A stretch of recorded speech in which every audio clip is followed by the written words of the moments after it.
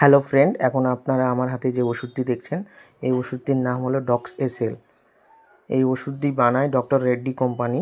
এই ওষুধটির দাম হলো 146 টাকা 25 পয়সা 10টার দাম, অর্থাৎ একটি ক্যাপসুলের দাম পড়ে 14 টাকা করে।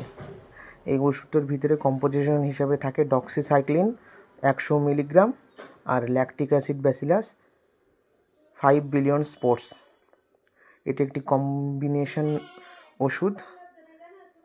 এটি এক ধরনের অ্যান্টিবায়োটিক যা ব্যাকটেরিয়ার গ্রোথে বাধা দেয়, অর্থাৎ প্রোটন সিনথেসিসে বাধা দেয় এবং ব্যাকটেরিয়ার বৃদ্ধিতে ব্যাহত ঘটায়।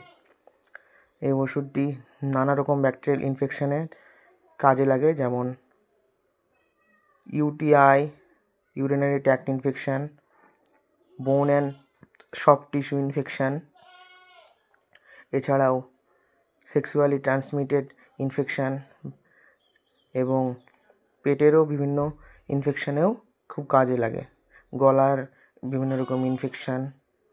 এই ওষুধটির কিছু সাইড এফেক্ট আছে, যেমন নজবা, ভমিটিং, স্লিপিনেস এবং অ্যাবডোমিনাল ডিসঅর্ডার।